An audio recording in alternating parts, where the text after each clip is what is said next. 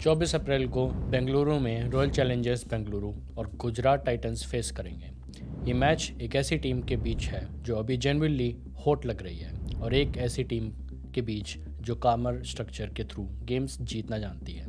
हम दोनों टीम्स की फॉर्म देखेंगे, यहाँ कंट्रास्ट काफ़ी इंटरेस्टिंग है। फिर लाइनअप्स देखेंगे। आरसीबी के पास ज़्यादा फायर है, जीटी के पास ज़्यादा सिस्टम। हेड टू हेड भी देखेंगे ताकि समझ पाए कि इनका कोई हिडन टिल्ट है या नहीं। और एंड में बेंगलुरु के पिच और होम फैक्टर की बात करेंगे जो पूरा मैच स्विंग कर सकता है। ये 24 अप्रैल का बेंगलुरु मैच है, मतलब आरसीबी होम टीम है। ये ऑलरेडी इंपॉर्टेंट है क्योंकि टीम वाइज ही अच्छे मोमेंटम में आ रही है और होम कंडीशंस इस फीलिंग को और स्ट्रॉन्ग कर सकती है। आरसीबी के रीसेंट मैचेस काफ़ी पॉजिटिव फील दे रहे हैं। उन्होंने मुंबई इंडियंस को हराया 240/4 स्कोर करके और फिर एलएसजी को भी कन्विंसिंगली क्लोज किया। उन्हें 146 पर रोक कर गेम कंफर्टेबल मार्जिन से फिनिश किया। मतलब ये सिर्फ फ्लैशी बैटिंग टीम नहीं लग रही है, बल्कि रिजल्ट तक मैच ले जाने वाली साइड लग रही है। जीटी की पिक्चर उतनी लाउड नहीं है, लेकिन वो रॉ भी नहीं है। वो ऑर्डर के साथ खेलती है, नॉइस के साथ खेलती है। इसी वजह से वो हॉट आरसीबी के लिए ऑकवर्ड पोजीशन बन सकती है। आरसीबी हॉटर है, लेकिन जीटी स्ट्रक्चर की वजह से अनकंफर्टेबल ओपोनेंट है। फ्रेश मैचेस के बेस पर आरसीबी बहुत अच्छी लग रही है। वो सिर्फ हाई स्कोर नहीं बना रही, बल्कि डिफरेंट टाइप के मैचेस भी कंट्रोल कर पा रही है। ये बहुत इंपॉर्टेंट साइन है। कुछ टीम्स बस लाउड होती हैं, कुछ टीम्स अलग अलग तरीके से जीतना जानती हैं। अभी आरसीबी दूसरी कैटेगरी के पास जाती हुई लग रही है। जीटी इस कंपैरिजन में कम फ्लैशी है, लेकिन ज़्यादा काम लगती है।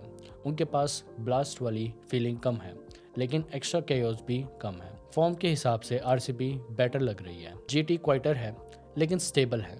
आरसीबी का स्क्वाड डेप्थ इस वक्त काफ़ी लाउड फील दे रहा है। फिल सॉल्ट, विराट कोहली, रजत पाटीदार, ये ऑलरेडी डेंजरस स्कोर है। साथ ही टीम ये भी दिख रही है कि वो सिर्फ एक हीरो से मैच नहीं जीत रही है, बल्कि मल्टीपल लाइन से इम्पैक्ट ला सकती है।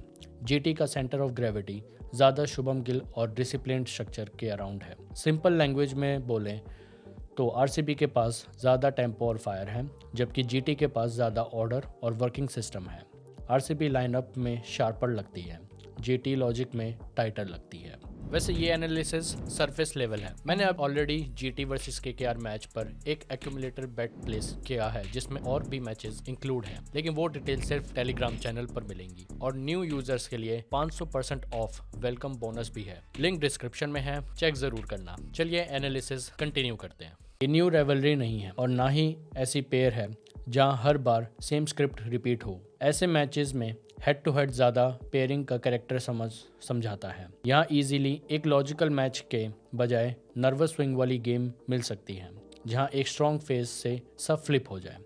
इसलिए पुरानी हिस्ट्री यहाँ रेडीमेड विनर नहीं दे सकती। करंट आरसीबी फॉर्म और होम फैक्टर अभी ज़्यादा इंपॉर्टेंट लग रही है। हेड टू हेड यहाँ आंसर नहीं दे सकता। मेन चीज़ ये है कि कौन पहले अपना रिदम इम्पोज करेगा। आरसीबी की स्ट्रेंथ ये है कि वो अभी टेम्पो भी पुश कर सकती है और कंट्रोल्ड मैच भी खेल सकती है। वो मुंबई इंडियंस और एलएसजी दोनों के अगेंस्ट ये दिखाकर आ चुकी है। वीकनेस अगर ढूंढनी हो तो ये है कि उनका गेम अभी भी काफ़ी हद तक गुड स्टार्ट पर डिपेंड करता है। जीटी की स्ट्रेंथ ये है कि वो ज़्यादा इवन लगती है और एक ही बर्स्ट पर काम जीतती है, लेकिन प्रेशर लेवल और रिसेंट नॉइस के हिसाब से अभी ओपोनेंट ज्यादा स्केरी लग रहा है। आरसीबी ज्यादा डेंजरस लगती है, जीटी ज्यादा इवन लगती है। आरसीबी के लिए spotlight Phil Salt, Virat Kohli और रजत पाटीदार है। रजत पाटीदार कैप्टन भी हैं और ये भी एक इम्पोर्टेंट डिटेल है, क्योंकि टीम सिर्फ लाउड नहीं गाइडेड भी लग रही है।